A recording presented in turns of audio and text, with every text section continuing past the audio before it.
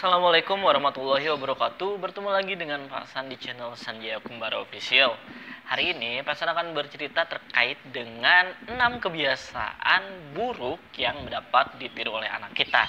Jadi simak satu persatu ya, agar kita bisa tahu bahwa bagaimana cara untuk berperilaku lebih baik dan bagaimana menghindari hal-hal buruk agar tidak ditiru oleh anak kita. Pertama adalah berperilaku kasar.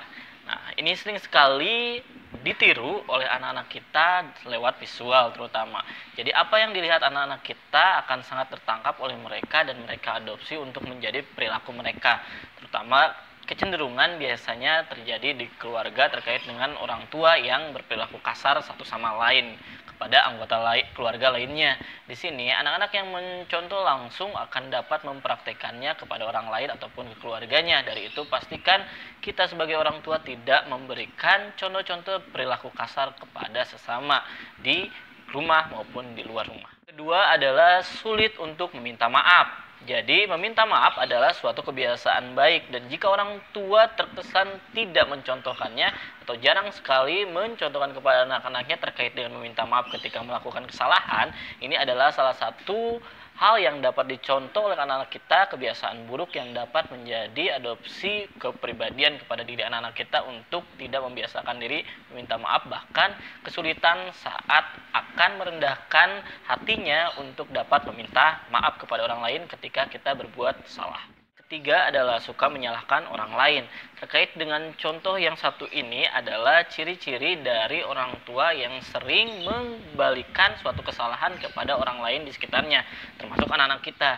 Jadi di saat jika terjadi suatu hal di rumah, jika kolokasi suatu perbuatan atau tindakan dari akibat yang terjadi kita selalu sebabkan kepada anak, itu akan menjadikan anak-anak kita juga terbiasa untuk melakukan hal yang sama, yaitu menyalahkan orang lain ketika ada hal-hal buruk atau hal-hal yang salah terjadi.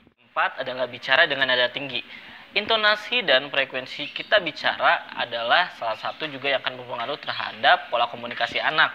Dari itu anak-anak saat mencontoh secara audiovisual kepada kita saat kita berbicara secara attitude maupun juga volume berbicara. Jika kita cenderung lebih sering berbicara dengan nada tinggi kepada anak kita atau cenderung membentak, itu akan menjadi salah satu juga pola komunikasi yang akan dibiasakan oleh anak kita untuk kesehariannya. Jadi pastikan kita tidak menjadi orang tua yang suka berbicara dengan nada tinggi kepada anak atau membentak anak. Kelima adalah main gadget tanpa kenal waktu. Di sini adalah kebiasaan yang dapat ditiru oleh anak karena anak dapat memperhatikan secara langsung tanpa kita sadari.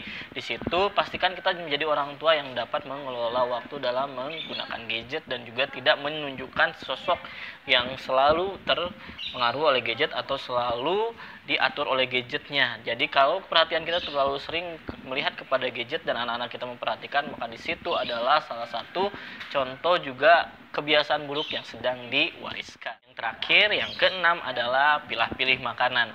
Di sini di meja makan adalah salah satu juga sarana untuk kita mencontohkan suatu perilaku yang baik. Di sini perilaku yang baik atau kebiasaan yang baik salah satunya adalah tidak memilah-milih makanan.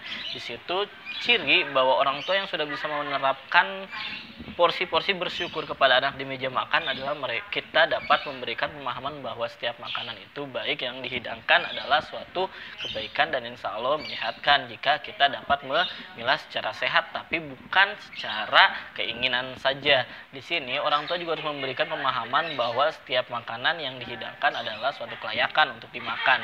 Dari itu pastikan kita sebagai orang tua mencontohkan lebih awal kepada mereka bahwa kita mampu untuk memakan makanan yang disiapkan apapun bentuknya, apapun jenisnya, dan kita tidak pilih-pilih makanan. Nah, di sini kecenderungan anak-anak yang sulit untuk makan makanan dan juga sangat pemilih dalam makanan adalah orang tuanya mencontohkan di meja makan.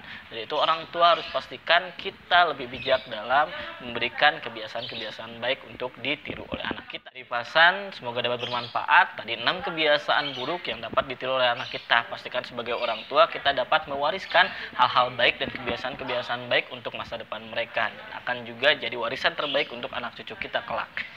Sekian dari Pasan, tidak lupa diskusi kembali di kolom komentar dan juga Pasan tunggu request untuk tema video selanjutnya. Wassalamualaikum warahmatullahi wabarakatuh.